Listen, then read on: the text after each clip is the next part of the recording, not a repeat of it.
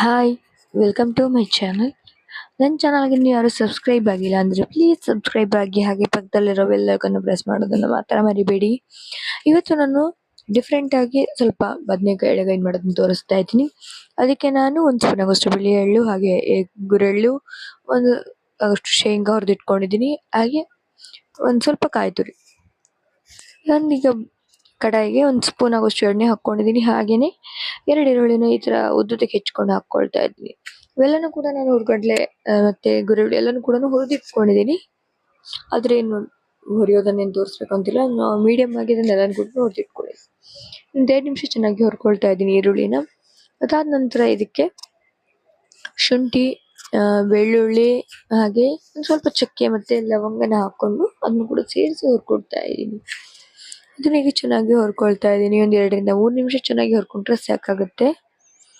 ಈರುಳ್ಳಿ ಸ್ವಲ್ಪ ಸಾಫ್ಟ್ ಆಗೋ ತನಕ ಇದನ್ನ ಚೆನ್ನಾಗಿ ಹುರ್ಕೊಳ್ಬೇಕು ಅಷ್ಟೇ.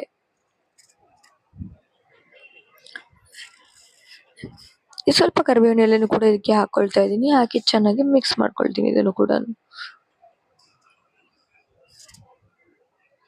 ಇದಿಷ್ಟು ಈಗ ಇದಾಗಿದೆ. ಗ್ಯಾಸ್ ಆಫ್ ಮಾಡಿ ತಣ್ಣಗಾಗೋದಕ್ಕೆ ಬಿಡ್ತೀನಿ ಇದನ್ನ. ಈಗ ಮಿಕ್ಸಿ ಜಾರಿಗೆ ಫಸ್ಟ್ ಸ್ವಲ್ಪ ಹುರಿಗಡ್ಲೆ ಹಾಕೊಳ್ತಾ ಇದ್ದೀನಿ. ಹಾಗೆ ಹುರಿದಿಟ್ಕೊಂಡಿರುವಂಥ ಕೊಬ್ಬರಿ, ಆಮೇಲೆ ಎಳ್ಳು ಮತ್ತೆ ಗುರೆಳ್ಳು ಹಾಕ್ಕೊಳ್ತಾ ಇದ್ದೀನಿ. ಎಲ್ಲನೂ ಕೂಡ ತರಿಯಾಗಿ ಪೌಡ್ರ್ ಮಾಡ್ಕೊಂಡಿದ್ದೀನಿ. ಪೌಡ್ರ್ ಮಾಡ್ಕೊಂಡಾದ ನಂತರ ಈಗ ಈರುಳ್ಳಿ ಫ್ರೈ ಮಾಡಿ ಇಟ್ಕೊಂಡಿದ್ನಲ್ಲ ಅದನ್ನು ಕೂಡ ಅದೇ ಮಿಕ್ಸಿ ಜಾರಿಗೆ ಹಾಕ್ಕೊಳ್ತಾ ಇದ್ದೀನಿ. ಹಾಕಿ ಇದನ್ನು ಕೂಡ ನುಣ್ಣಗೆ ರುಬ್ಕೊಳ್ಬೇಕು. ಇದಕ್ಕೆ ಸ್ವಲ್ಪ ಮಸಾಲನ್ನ ಹಾಕ್ಕೊಳ್ಬೇಕು. ಇದಕ್ಕೆ ನೆನೆಸಿಟ್ಕೊಂಡಿರುವಂಥ ಹುಣಸೆಹಣ್ಣು ಹಾಕ್ಕೊಳ್ತಾ ಇದ್ದೀನಿ. ಹಾಗೆ 1 ಸ್ಪೂನ್ ಆಗುವಷ್ಟು ಅಚ್ಚ ಖಾರದ ಪುಡಿ. ಹಾಗೆ ನಿಮ್ಮ ಖಾರದ ಮೇಲೆ ಡಿಪೆಂಡ್ ಆದರೆ ನೀವು ಜಾಸ್ತಿ ಕಡಿಮೆ ಮಾಡ್ಕೊಳ್ಬೋದು. ರುಚಿಗೆ ತಕ್ಕಷ್ಟು ಉಪ್ಪನ್ನು ಹಾಕ್ಕೊಳ್ತಾ ಇದ್ದೀನಿ.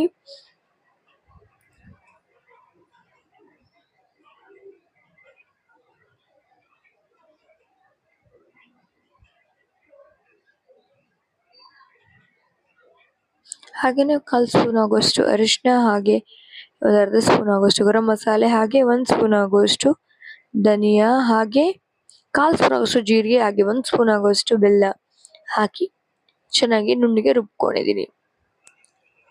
ಇದನ್ನ ಈಗ ನಾನು ಫಸ್ಟ್ ಪೌಡ್ರ್ ಮಾಡಿ ಇಟ್ಕೊಂಡಿದ್ನಲ್ಲ ಅದಕ್ಕೆ ಮಿಕ್ಸ್ ಮಾಡ್ಕೊಳ್ತೀನಿ. ನಾನು ಇದನ್ನು ಏನು ತುಂಬಿ ಮಾಡ್ತಾ ಇಲ್ಲ, ಬದನೆಕಾಯಿ ಒಳಗಡೆ ಪೀಸಸ್ ಆಗಿ ಮಾಡ್ತಿರೋದನ್ನ ಇಷ್ಟು ತೆಳ್ಳಗೆ ಮಾಡ್ಕೊಳ್ತಾ ಇದ್ದೀನಿ. ನೀವು ತುಂಬಿ ಮಾಡೋರು ಆಗಿದ್ದರೆ ತೆಳ್ಳಗೆ ಮಾಡ್ಕೊಳ್ಬಾರ್ದು. ಒಂದು ಸ್ವಲ್ಪ ಗಟ್ಟಿಯಾಗಿ ಇದ್ದರೆ ಚೆನ್ನಾಗಿ ಒಳಗಡೆ ತುಂಬೋದು ಅದನ್ನು. ಹಾಗಾಗಿ ಬದನೆಕಾಯಿ ಒಳಗಡೆ ಅದಕ್ಕೆ ನಾನು ಈ ಥರ ಸ್ವಲ್ಪ ಉದ್ದಾಗಿರೋ ಬದನೆಕಾಯಿ ಈ ಥರ ಪೀಸಸ್ ಆಗಿ ಮಾಡ್ಕೊಂಡಿದ್ದೀನಿ. ಇದಕ್ಕೆ ಒಂದು ಕಡಾಯಿ ಇಟ್ಕೊಂಡಿದ್ದೀನಿ. ಒಂದು 3 ರಿಂದ 4 ಸ್ಪೂನ್ ಆಗುವಷ್ಟು ಎಣ್ಣೆ ಹಾಕ್ಕೊಳ್ತಾ ಇದ್ದೀನಿ. ಎಣ್ಣೆ ಚೆನ್ನಾಗಿ ಕಾದ ನಂತರ 1 ಸ್ಪೂನ್ ಆಗುವಷ್ಟು ಸಾಸಿವೆನ ಹಾಕ್ಕೊಳ್ತೀನಿ. ಸಾಸಿವೆ ಚೆನ್ನಾಗಿ ಸಿಡಿಯೋದಕ್ಕೆ ಸ್ಟಾರ್ಟ್ ಆದಮೇಲೆ ಇದಕ್ಕೆ 2 ಒಣಮೆಣಸು ಅಂದರೆ ಬ್ಯಾಡಗೆ ಮೆಣಸನ್ನು ಹಾಕ್ಕೊಳ್ತೀನಿ ಪೀಸ್ ಮಾಡಿ. ಸ್ವಲ್ಪ ಕರಿಬೇವಿನ ಎಲೆ ಹಾಕ್ಕೊಂಡು ಸ್ವಲ್ಪ ಫ್ರೈ ಮಾಡ್ಕೊಳ್ತೀನಿ ಇದನ್ನು ಚೆನ್ನಾಗಿ.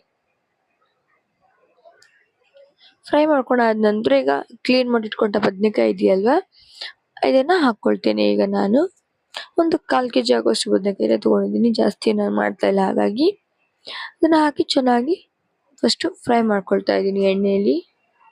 1 ನಿಮಿಷ ಫ್ರೈ ಮಾಡ್ಕೊಳ್ತೀನಿ. ಅದಾದ ನಂತರ ಈಗ ರುಬ್ಬಿಟ್ಕೊಂಡಿರುವಂಥ ಮಸಾಲ ಇದೆಯಲ್ವಾ ಅದನ್ನು ಹಾಕ್ಕೊಳ್ತೀನಿ. ನೀವು ತುಂಬಿ ಮಾಡೋದಾದ್ರೆ ತುಂಬಿ ಎಲ್ಲ ಬದನೆಕಾಯಿನೂ ಫಸ್ಟ್ ಎಣ್ಣೆಲಿ ಹಾಕಿ ಉಳಿದಿರೋ ಮಸಾಲಾನ ಹಾಕಿ ಮಿಕ್ಸ್ ಮಾಡ್ಕೊಳ್ಬೇಕು. ಈ ಥರ ಫಸ್ಟ್ ಎಲ್ಲನೂ ಕೂಡ ಚೆನ್ನಾಗಿ ಮಿಕ್ಸ್ ಮಾಡ್ಕೊಳ್ತಾ ಇದ್ದೀನಿ ಬದನೆಕಾಯಿಗೆ.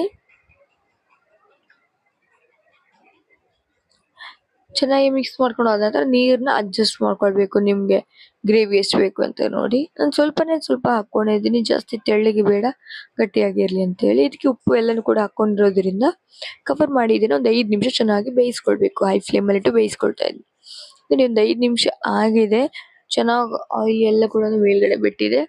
ಗ್ರೇವಿ ಕೂಡ ತಿಕ್ಕಾಗೇ ಇದೆ.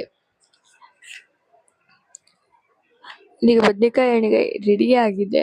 ಇದಕ್ಕೆ ಒಂದು ಸ್ವಲ್ಪ ಹೆಚ್ಚಿಟ್ಕೊಂಡಂಥ ಕೊತ್ತಂಬರಿ ಸೊಪ್ಪನ್ನ ಹಾಕ್ಕೊಂಡ್ರೆ ಚೆನ್ನಾಗಿರುತ್ತೆ. ಹಾಗಾಗಿ ಹಾಕಿ ಮಿಕ್ಸ್ ಮಾಡ್ಕೊಳ್ತಾ ಇದ್ದೀನಿ. ಇದು ನಿಮಗೂ ಇಷ್ಟ ಆಗಿದ್ದರೆ ಪ್ಲೀಸ್ ಲೈಕ್ ಮಾಡಿ, ಶೇರ್ ಮಾಡಿ, ಕಮೆಂಟ್ ಮಾಡಿ. ಹಾಗೆ ನನ್ನ ಚಾನಲ್ನ ಹೊಸಬರು ನೋಡ್ತಾ ಇದ್ದರೆ ಪ್ಲೀಸ್ ಸಬ್ಸ್ಕ್ರೈಬ್ ಮಾಡಿ. ಸಬ್ಸ್ಕ್ರೈಬ್ ಆಗೋದನ್ನು ಮಾತ್ರ ಮರಿಬೇಡಿ. Thank you.